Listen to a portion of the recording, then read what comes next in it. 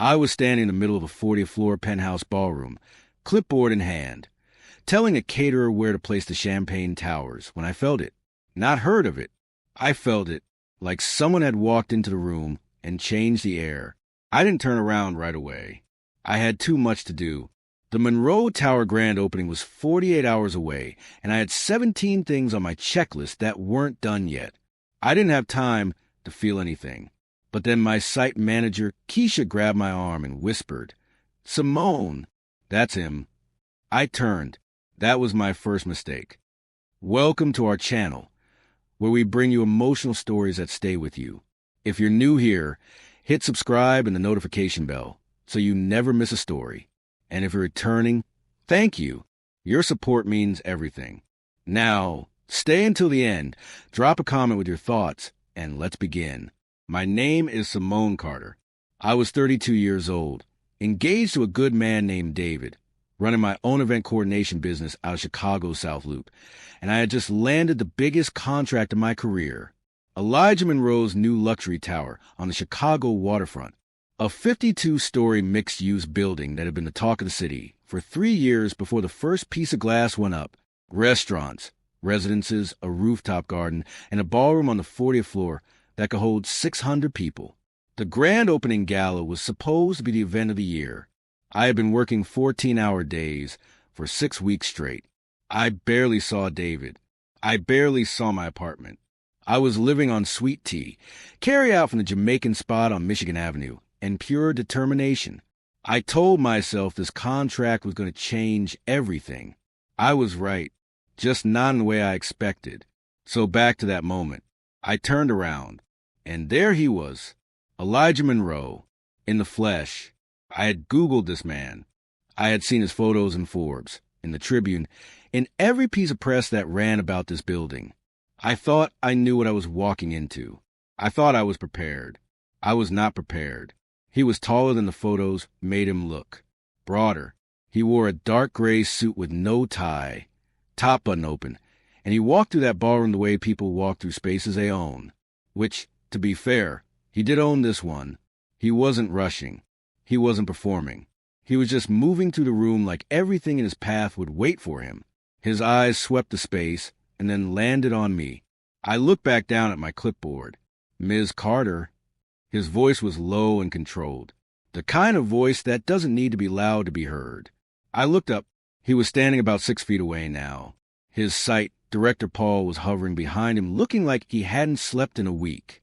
"Mr. Monroe," I said, "everything is on schedule. The florals arrive tomorrow morning at 7. The AV team finishes installation by noon, and we do a full run-through at 4. He looked at me for a moment without speaking. Not rudely. More like he was deciding something. "Walk me through the layout," he said. It wasn't a question, so I walked him through it. All of it. The cocktail reception flow, the dinner seating, the stage positioning, the lighting transitions, the champagne wall, the rooftop overflow space. I had coordinated events for CEOs and politicians and celebrities, and I had learned a long time ago that the people who are truly in charge don't ask a lot of questions. They listen, they watch, and they decide whether or not they trust you. Elijah Monroe listened to everything I said without interrupting once. He asked exactly 4 questions, all of them sharp and specific. And when I answered each one, he nodded once and moved on. No small talk, no flatte, no performance. When we finished the walkthrough, we were standing near the floor-to-ceiling windows at the far end of the ballroom. It was late afternoon, and Lake Michigan was wide and silver, and the city stretched out on either side of it like it was showing off. "This is good work," he said. "Thank you. You've been doing this on your own for how long?" 3 years, I said. He looked at me again with that same measuring look. "Paul should have found you sooner." Then he turned and walked back toward the elevator. I let out a breath I didn't realize I had been holding. Keisha appeared at my elbow instantly. "Girl," she said. "Don't," I said. "I'm just saying." "Keisha, he looked at you like that for a reason, and you know it. He looked at me because I'm coordinating his event." I said, "That's it.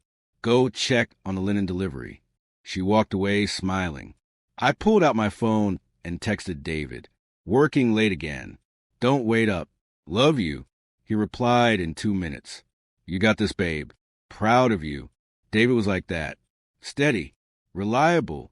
We had been together 4 years. Engaged for 2. He was a high school history teacher on the West Side. Coached junior varsity basketball. Made Sunday breakfast every single week without being asked, and remembered every small thing I ever mentioned in passing. My mother loved him. His mother loved me. Everything about us made sense. I put my phone in my pocket and went back to work. The next day was a blur of deliveries and small disasters I put out one by one. A florist who showed up with the wrong shade of white roses. An AV technician who wired the left speaker bank backwards. A catering manager who decided at noon that he wanted to renegotiate his staffing count 2 days before the event.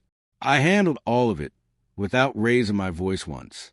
By 9 p.m., the ballroom looked exactly the way I had seen it in my head for 6 weeks. Warm light falling everywhere. Ivory and gold. The kind of space that makes people feel like they walked into someone else's life for the night. I was sitting on the floor behind the bar, shoes off, running through my final checklist, when I heard the elevator open. I assumed it was Keisha coming back with the updated guest count. It was not Keisha.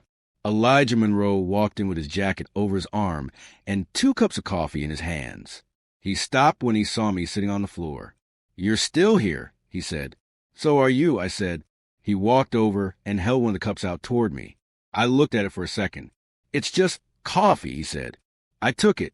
He sat down on the low bench near the window and looked out at the city. I stayed on the floor for a moment and then figured that was ridiculous. So I stood up and leaned against the bar. It looks good in here, he said, looking around the room slowly. It'll look better tomorrow night, I said. I believe that. He drank his coffee. You're from Atlanta originally? I looked at him. How did you know that? Your contract paperwork listed your previous business address. He said it simply. No apology for knowing. Yes, I said. Came up here for school and stayed. Same, he said. That surprised me. You're from Atlanta? Decatur, he said. Left at 18. There was something in the way he said it. Flat, like a door that had been shut for a very long time. The room was quiet around us. Just the 2 of us in the city outside, doing what Chicago does at night. All that light spread out toward the water. This building means something to you, I said. I can tell. Most developers just want the party to be impressive. You want it to matter. He looked at me. 40% of the residential units are below market rate, he said. Lease the South Side families first. Every restaurant on the ground floor is black-owned. Every contractor on this build was required to hire at least 30% local labor. I stared at him. That's not in any of the press materials. No, he said. It's not. I didn't know what to say to that. So I didn't say anything. We sat in the quiet for a moment, and it was the most comfortable silence I had been in a long time, which bothered me more than I wanted to admit. You're engaged, he said. Not a question. He had seen my ring during the walkthrough. Yes, I said. He nodded once. He didn't say anything else about it. He finished his coffee, stood up, and picked up his jacket. Good luck tomorrow, he said. I don't need luck, I said. I need my florist to show up on time. Something moved across his face. Not quite a smile. Something quieter and more careful than a smile. Good night, Miss Carter, he said. Good night, Mr. Monroe, I said. He walked to the elevator. I watched him go because I was standing there, and there was nowhere else to look. The doors closed. I stood in the middle of the room I had spent 6 weeks building and told myself it was nothing. He was a client, a wealthy, serious, focused client. And tomorrow I would execute a perfect event, and that would be the end of it. I told myself that the whole drive home. I was still telling myself that when David kissed my forehead in the dark, and I lay there next to him staring at the ceiling, thinking about a man who looked at me like he was reading something I hadn't written yet. The gala was everything I had promised it would be. 600 people in that ballroom, and not one thing went wrong. The champagne towers caught the light exactly the way I had planned. The food came out on time. The speeches were short and powerful. Elijah spoke for exactly 4 minutes and said almost nothing about himself. He talked the whole time about the neighborhood and the families who were already on the wait list for those below-market units. And there were people in that room who had known him for years who looked like they were hearing him for the first time. I watched from the back, near the service corridor. My job during an event is to be invisible. I move through rooms and fix problems before anyone notices there was one, and by the time guests are on their second glass of champagne, I have usually stopped existing to them entirely. That suited me fine. I had my earpiece in and my radio clipped to my hip, and I was scanning the room the way I always do, checking sight lines and staff positions, and the pacing of the courses coming out of the kitchen, when I felt it again. That same thing from 2 days ago. I looked up, and Elijah was across the room talking to a group of city officials, but his eyes were on me, not on the room, not on the skyline. On me. I looked away first. Keisha appeared beside me 3 seconds later. "Don't look at me like that," she whispered. I didn't say a word. "Go check on the dessert station," I said. She went. The night wound down the way good events do, slowly and warmly. People not wanting to leave, standing in clusters near the windows with their last drinks, the music dropping to something low and easy. I was coordinating the first wave of car pickups downstairs when Paul found me and said Mr. Monroe wanted to see me before I left. I told myself it was about the invoice. I rode the elevator back up to the 40th floor. Most of the staff had already started breaking down the outer areas. The main ballroom was still glowing, a few guests lingering, and Elijah was standing near the far windows where we had stood 2 nights ago, jacket off, looking out at the lake. He heard me come in and turned around. "It was perfect," he said. "Everything you said it would be." "I know," I said. That made him do that thing again. That almost smile. "I'd like to offer you a contract," he said. "I have 3 more properties opening in the next 18 months. New York, Houston, and 1 here in Chicago. I want you on all 3. I stood very still. 3 properties. Elijah Monroe properties. That was not just a career change. That was a different life entirely. "You'd need to travel," he said. "New York in March. Houston in the summer. I cover all expenses, and the rate would be 3 times what Paul contracted you for on this event. 3 times. I did the math in my head before I could stop myself. "I'd need to think about it," I said. "Of course." He reached into his inside jacket pocket and held out a card. Just a plain white card with his direct number on it. Nothing else. "Take the time you need." I took the card. We were standing close. Not inappropriately close, but close the way you get when a room has emptied out and there are only 2 people left in it, and neither of them has moved toward the door yet. "Can I ask you something?" I said. "Yes," he said. "Why me specifically?" "You could have any event firm in the country for an opening like this. Large agencies. People with bigger teams and more resources." He looked at me for a moment. "Because you sat on the floor of my ballroom at 9 o'clock at night with your shoes off going through a checklist," he said. "Because when the florist brought the wrong roses you didn't call Paul, you drove to the flower market on Randolph yourself at 6 in the morning and came back with the right ones. Because this building means something to me and I needed someone who would treat it like it meant something." I didn't say anything. "You treat everything like it means something, Miss Carter," he said quietly. "That's not as common as it should be. The city was doing its thing outside those windows. All that light, all that water. I'll be in touch," I said. "I know you will," he said. I walked to the elevator. I pressed the button and waited and did not look back, and when the doors opened and I stepped in and turned around, he was still standing at the windows looking at me. The doors closed. I stood in that elevator alone and pressed my back against the wall and closed my eyes for exactly the length of time it took to get from the 40th floor to the lobby. Then the doors opened, and I put my shoulders back and walked out into the Chicago night. David called when I was in the car. "How'd it go?" he asked. "Perfect," I said. "Everything went perfect. I knew it would. You wanted to come over?" "No, baby, I'm exhausted. I'll see you Sunday." "Okay. I love you." "I love you too," I said. And I meant it. That was the thing. I meant every word of it. David was real and good in mine, and I loved him without question. I just also sat in my car in the parking garage for 15 minutes before I could make myself drive home. I told myself it was the adrenaline come down after a big event.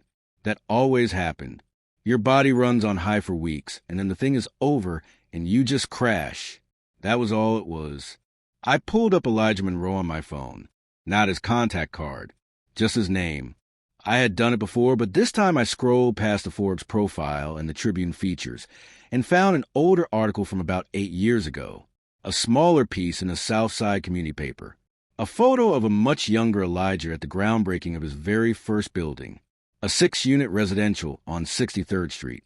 He was maybe 28 in the photo, no suit, just a hard hat and a work jacket, and he was smiling in a way that I had not seen on his face once in the past 3 days. Open, unguarded, like he still believed everything was possible and hadn't yet learned to keep that belief somewhere private. I stared at that photo longer than I should have. Then I locked my phone, started the car, and drove home to the life I had built, the man who loved me, and the very clear and very simple decision I needed to make. I was going to call Paul in the morning. I was going to thank him for the opportunity. I was going to say that unfortunately my schedule for the next 18 months did not allow for additional commitments. That was the sensible thing, the right thing. I had the whole speech ready by the time I pulled into my building. I did not call Paul in the morning. What I did was sit at my kitchen table with my coffee going cold in front of me and Elijah's car between my fingers, turning it over and over and think about 3 things. I thought about what 3 times my rate meant for my business, what it meant for the small office space I had been saving for, what it meant for the 2 junior coordinators I had been wanting to hire for a year and a half. I thought about New York in March and Houston in the summer, and what it would feel like to walk into rooms that size knowing I'd already pulled off Monroe Tower, Chicago, without a single thing going wrong.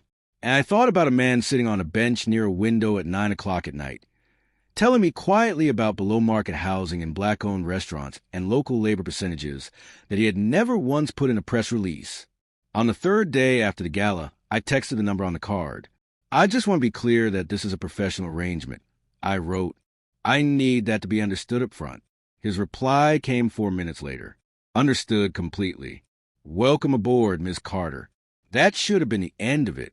That should have been the clean, clear, professional beginning of a business relationship between 2 adults who understood the boundaries and intended to respect them.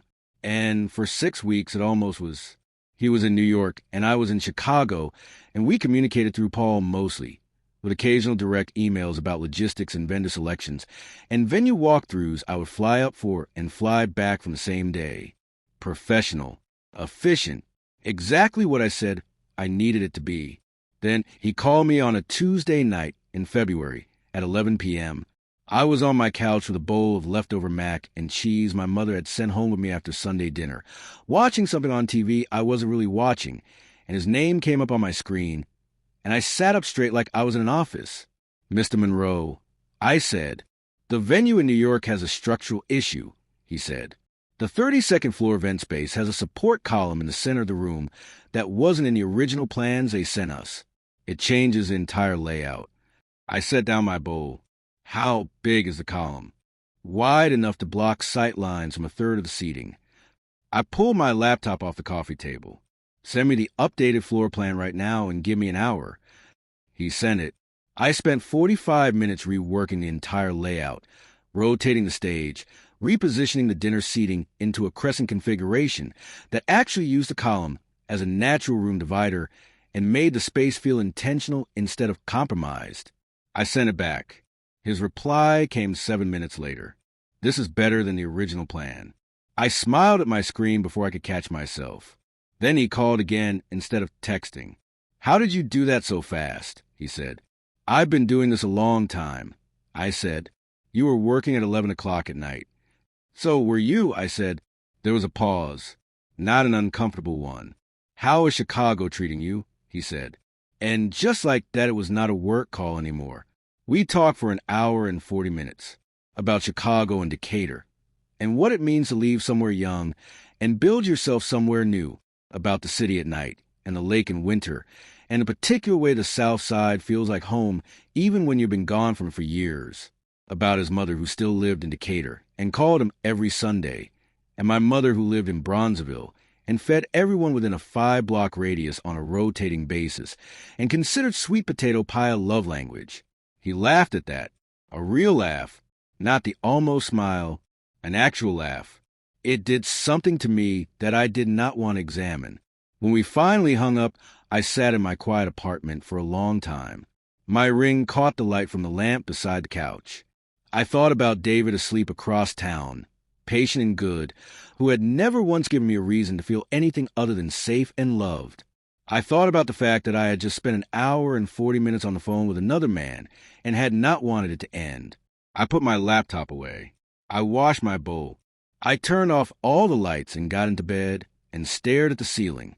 I was not a woman who did things like this. I was not a woman who let feelings grow in directions they had no business growing. I was practical and I was disciplined, and I knew exactly who I was and what I had built and what I was not willing to risk. I knew all of that. I just also knew that when his name appeared on my phone again 2 days later, I picked it up before the second ring. The New York opening was in March, on a Thursday, and I flew into Wednesday before to do the final walkthrough. The venue was a converted Art Deco building in Midtown that Elijah had gutted and rebuilt from the inside out while preserving every original detail on the exterior. Brass fixtures, original terrazzo floors that his team had restored by hand, a ceiling in the main ballroom that had been painted over 4 times in 80 years, and that his restoration crew had spent 3 months uncovering layer by layer until they found the original 1930s mural underneath. When I walked in and looked up at that ceiling, I stopped moving entirely. Beautiful, right? I turned around. Elijah was standing in the doorway. He was supposed to be arriving Thursday morning. He was here Wednesday afternoon. "You're early," I said. "So are you," he said. He walked in and stood beside me, and we both looked up at the ceiling. Figures in clouds and deep blues and golds that had been buried under decades of paint and had somehow survived.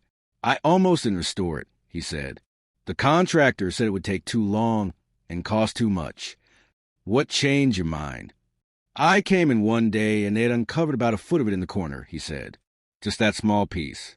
And I stood there looking at it and thought about whoever painted it in 1932, what they were trying to say, whether they ever imagined someone standing here 90 years later looking up at it. He paused. "It felt wrong to cover it back up," he said. I looked at him instead of the ceiling. He was already looking at me. We stood like that for a moment. That was exactly 1 moment too long. And then I looked back up at the ceiling and said, "The crescent seating configuration is going to work beautifully in here. The column actually frames the stage from a main entrance. People are going to walk in, and it's going to look like it was designed that way." "It was," he said, "by you." "By necessity," I said. "Same thing sometimes," he said. "We did the walkthrough. It took 2 hours, and it was completely professional, and I was completely focused, and I only caught him watching me twice, which I decided was acceptable and also decided not to think about. After the walkthrough, his team took over for the final prep, and Elijah asked if I had eaten. I said I had not. He took me to a small Jamaican restaurant in Harlem that his chef friend owned, the kind of place with 8 tables and no menu, just whatever was being cooked that day. We had oxtail and rice and peas and fried plantains and ginger beer, and we sat across from each other at a small corner table and talked for 3 hours. Not about work, about everything else. He told me about growing up in Decatur with a mother who worked 2 jobs and a father who left when he was 9, and the specific kind of hunger that puts in you, not just for money, for permanence, for something that can't be taken away. I told him about growing up in Atlanta with a mother who was the kind of woman who could walk into any room and make everyone in it feel like they had been waiting for her, about following that energy to Chicago for school and realizing somewhere in my junior year that I had stopped trying to be her and started trying to figure out who I actually was. "And who are you?" he said. "Someone who coordinates other people's most important moments," I said, "and is pretty good at it." "That's what you do," he said, "not who you are." I looked at him across that small table. "Who do you think I am?" I said. He was quiet for a moment, not evasive, thoughtful. "Someone who cares more than she lets on," he said. "Who works twice as hard as she needs to because she doesn't fully trust that things will hold if she stops. Who is very good at being in a room without taking up space in it, even though she's the most capable person there." The restaurant was warm and loud and smelled like everything good, and I sat across from this man who I had known for less than 3 months and felt something crack open in my chest that I had not given anyone permission to touch. "You don't know me that well," I said. "No," he said simply. "I don't." We walked back to the hotel through Harlem at night. The streets alive the way New York streets always are, and we talked about nothing important the whole way, music and food, and the particular feeling of a city that never actually sleeps. And when we got a hotel entrance, we stopped on the sidewalk, and I should have said good night and gone inside. I did not say good night. "Thank you for dinner." I said. "Thank you for the ceiling," he said. I laughed. "I did not give you the ceiling." "You made me see it differently," he said. "That counts." We were standing close the way we always ended up standing, and the New York night was cold and loud all around us, and his eyes were on my face in that way he had, like he was reading something, like he was very carefully deciding something. "Simone," he said.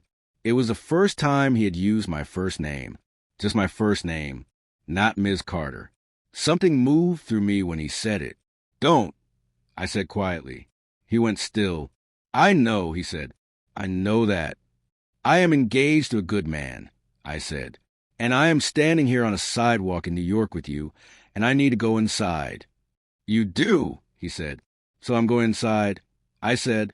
"Okay," he said. Neither of us moved for 3 more seconds. Then I did. I turned and walked to the hotel doors, and I did not look back, and I rode the elevator to my floor, and went into my room and sat on the edge of the bed in my coat. My phone buzzed. "David, just checking in. Miss you. Can't wait for you to be home." I sat there holding my phone, and I made a decision. A real one. The kind you make in your body before your brain has finished arguing about it. I was going to finish this contract. New York, Houston, the final Chicago opening. I was going to do the work I had committed to doing because I was a professional and I kept my word. And then I was going to be done. I was going to close this door completely and properly, and I was going to go home to David and be present in the life I had chosen. That was a decision. The next night, the New York gala was perfect. Flawless. People stood under that uncovered ceiling and looked up and pulled out their phones. And I watched it happen from my spot near the service corridor and felt a particular satisfaction of work that came out the way you intended. Elijah found me just before midnight. The room was still going, but winding down gently, the music soft, guests drifting toward the exits warm and full and pleased. He came and stood beside me the way he had at the Chicago opening, looking out at the room instead of at me. "You should be proud of this," he said.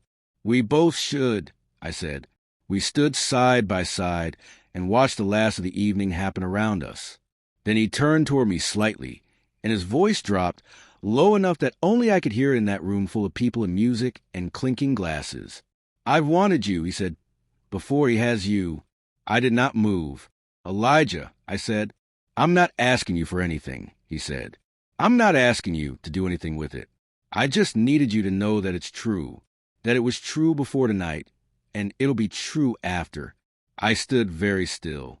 "I have never in my life said something like that to a woman who belongs to someone else," he said. "I want you to know that too."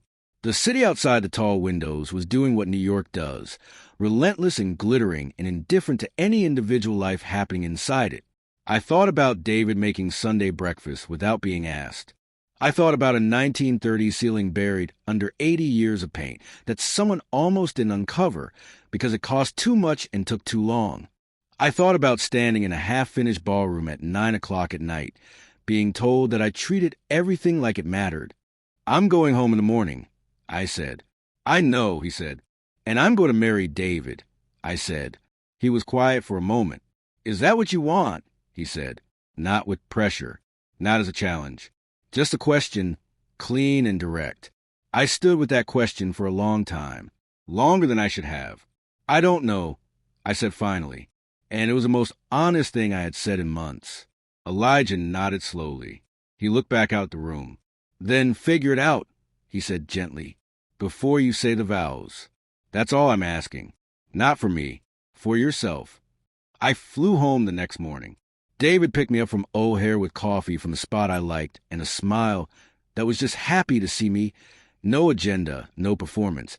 Just a man glad his woman was home. I hugged him at the arrival's curb and held on a little longer than usual. "You okay?" he said into my hair. "Yeah," I said. "I just missed you." And that was true. The question was whether missing someone and loving someone and being safe with someone was the same thing as being sure. Whether sure was even something you gotta feel. Whether the wanting of something dangerous and consuming and uncertain was wisdom or just weakness dressed up as longing. I did not have the answer that morning. What I had was coffee in a familiar hand, in a city I had chosen that was gray and cold and absolutely mine. I had 6 months before the Houston opening. I had 8 months before the wedding. And I had a question I had not asked myself honestly in 2 years, sitting in the center of my chest like something that had always been there, and had only just decided it was done waiting to be answered. What would you rate this story? Drop 0 to 10 in the comments right now. If this story moved you, hit subscribe for more emotional journeys every single day. And if it truly touched your heart, consider leaving a super thanks. Your support helps us create more stories like this. Every contribution, big or small, means the world. Ready for the next story? It is even more dramatic than this one. Click now. Thank you for being part of this journey.